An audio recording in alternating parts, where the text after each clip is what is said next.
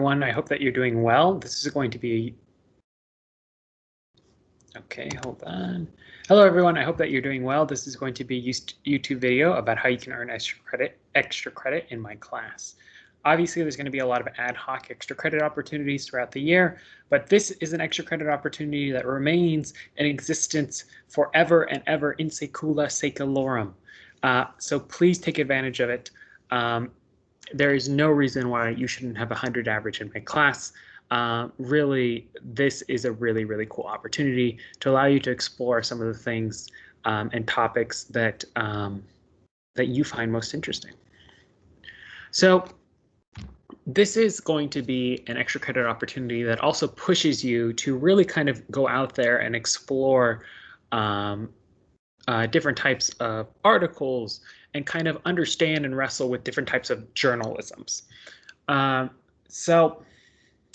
This assignment that I'm going to give you, or these potential extra credit assignments, that unlimited amount of them you can do to pick up your grade, they're also going to really kind of push media literacy. So I know a lot of us have a very, passionate opinions about the media.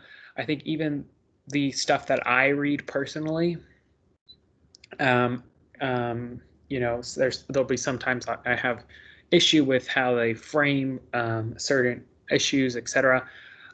We talked about media bias in class, but I also said I think the best thing for us to be consumers of news stories, to be consumers of different types of arguments that are propagated in the media, is to not, turn to social media necessarily, unless you're following a highly respected journalist or a law professor from like one of the T14 schools, the top 14 law schools, or maybe a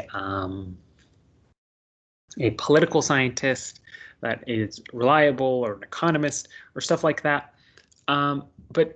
Or also not to, turn to the videos that I know a lot of us like watching, which is like those videos that are like, own the libs, or own the conservatives, or those probably aren't very helpful. I think reading the news, reading arguments about the news in publications allows us to become more critical thinkers, and to become better thinkers, and to become better consumers of the news, to become people less susceptible, I think, to some of the far fringe conspiratorial angry thinking that I think exists in our country, unfortunately.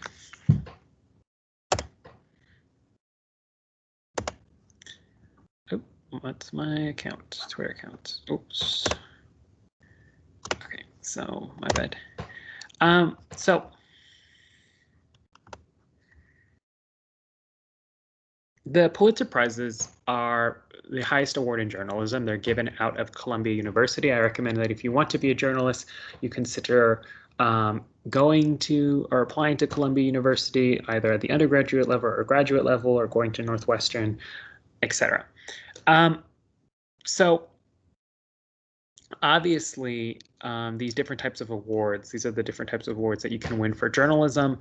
They come, they're very subjective, but I think they provide a good indicator of probably good commentary, which we're going to talk about, or good reporting, which we're also going to talk about, the difference between those different types of journalisms.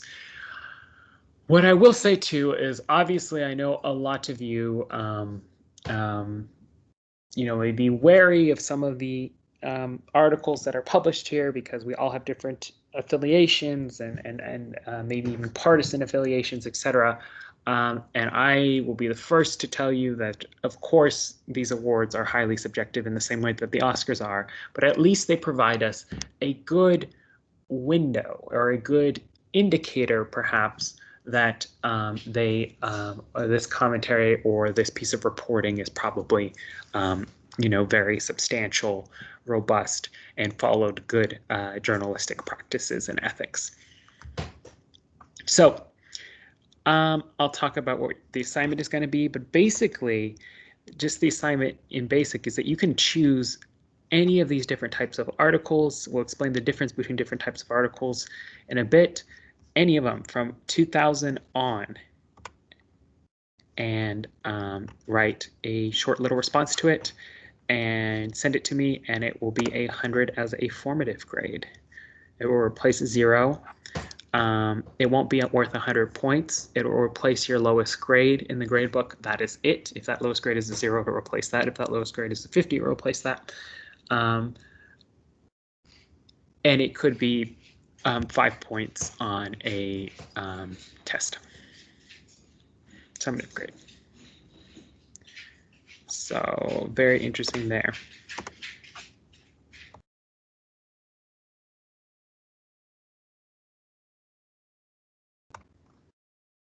All right, so this is the extra credit assignment. For a commentary / editorial, like an opinion article or something written by an op-ed columnist, this is your assignment. You're going to read half of the article, and then you're going to diagram the argument. I'll explain what I mean by diagramming the argument in a bit. Or I'll just explain it now. But you're going to issue a main claim.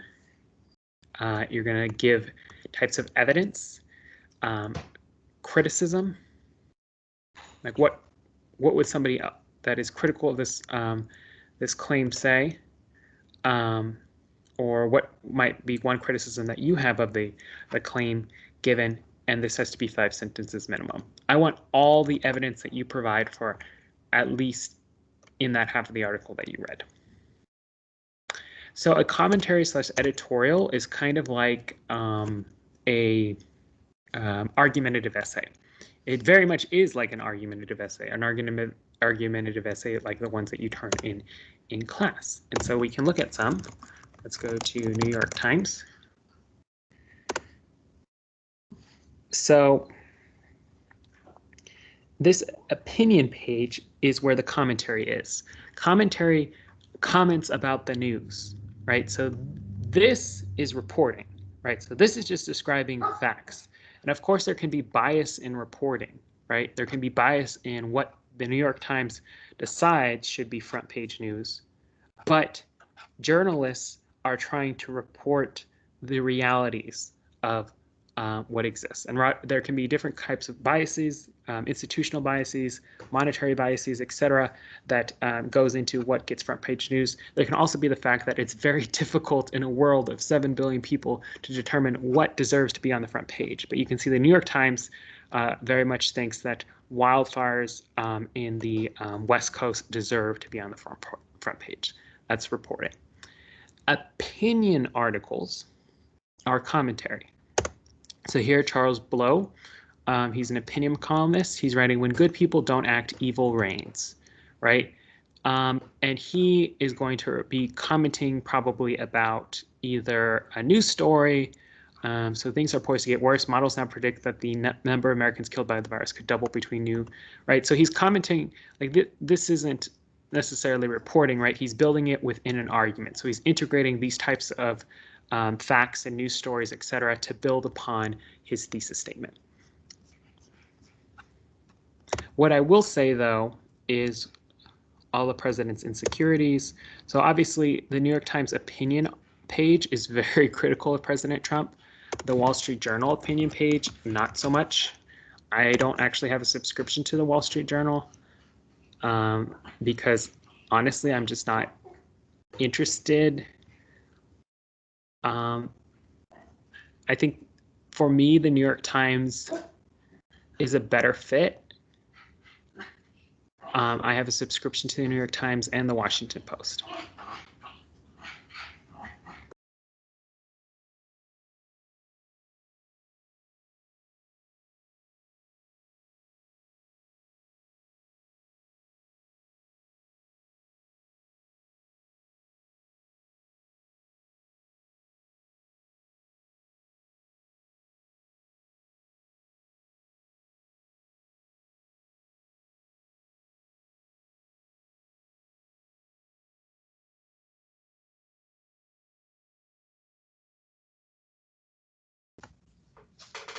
Sorry, I had to move because my dog was acting up. But yeah, you can see here, here's a cool article. Or not a cool article, but here's like reporting. Where's the opinion section here? Oh, here. Here's where the commentary would be.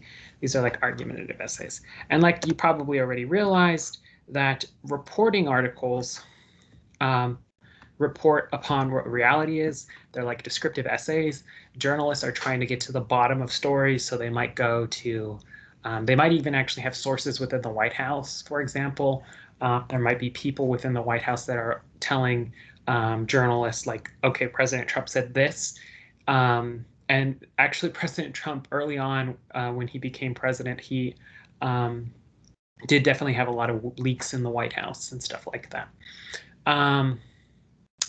Leaks exist in every White House. The people releasing that information from inside the White House might have their own agendas in mind as well. So yeah, reporting is definitely a little bit more difficult than commentary / editorial writing, because you have to find sources, you have to find people willing to talk to you, you have to try to get to the bottom of the story. You're very much trying to find out what is going on. So it's like a descriptive essay.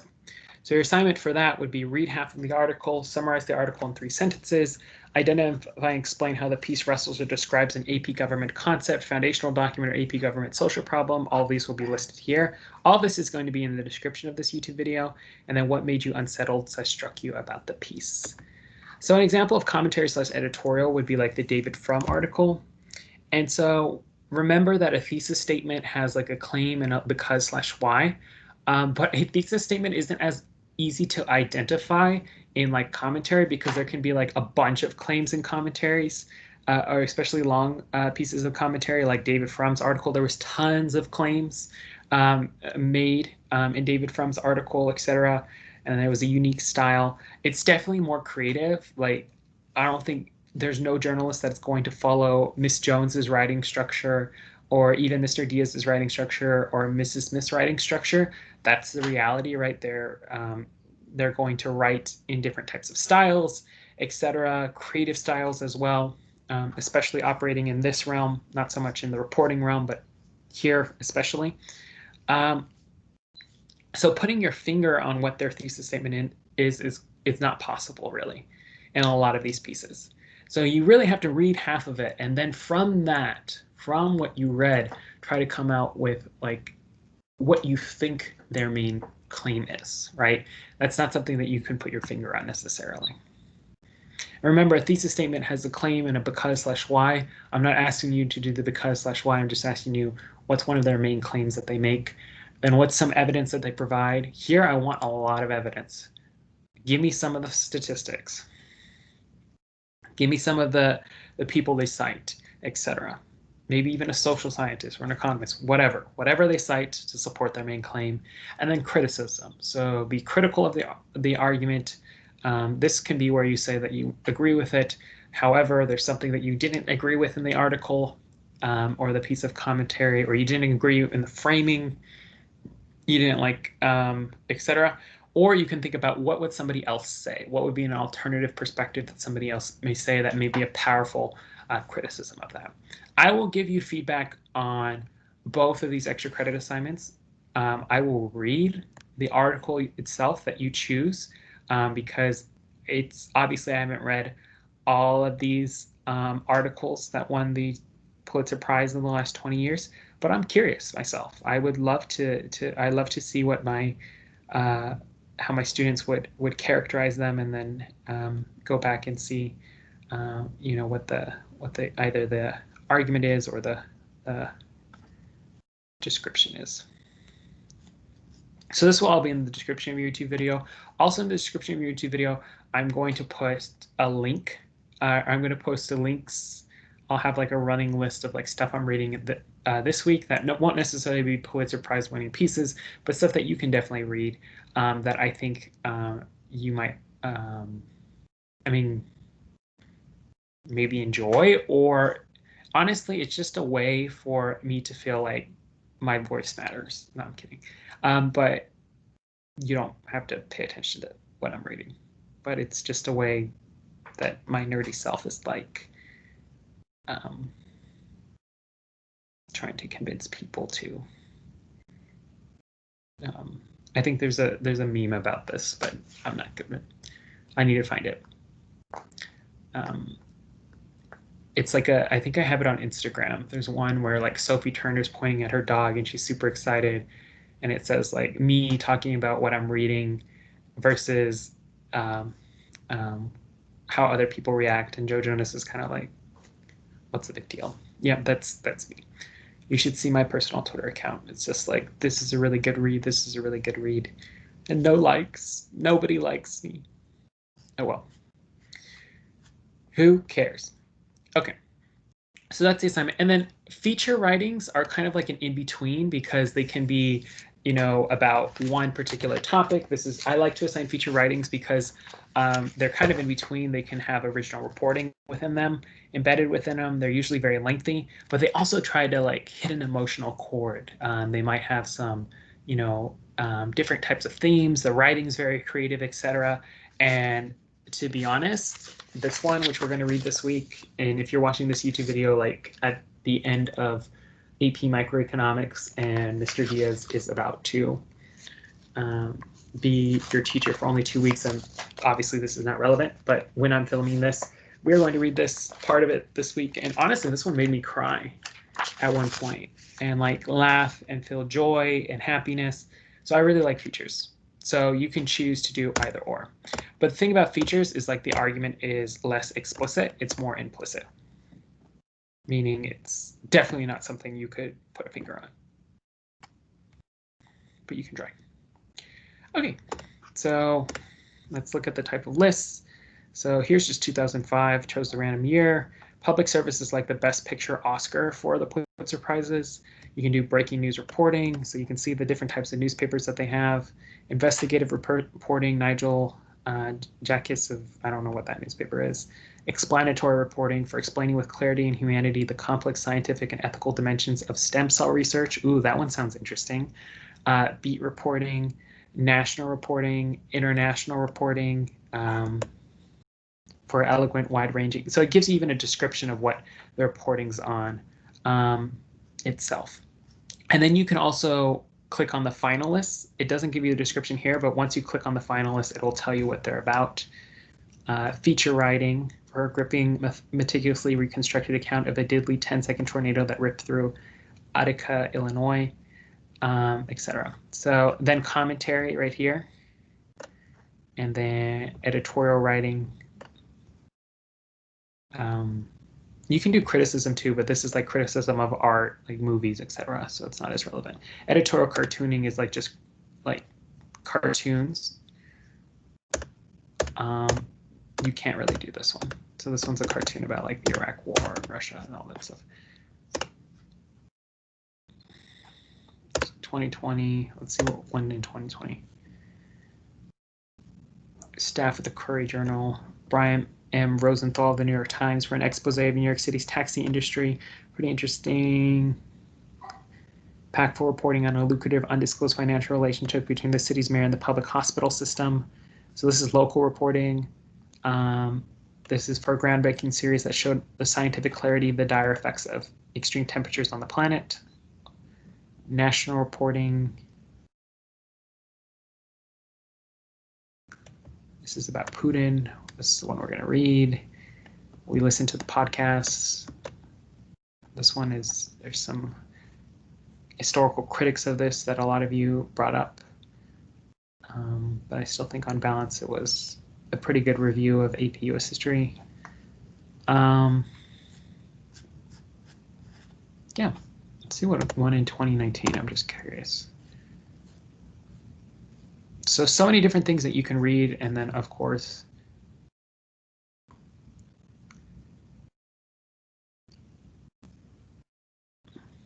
yeah.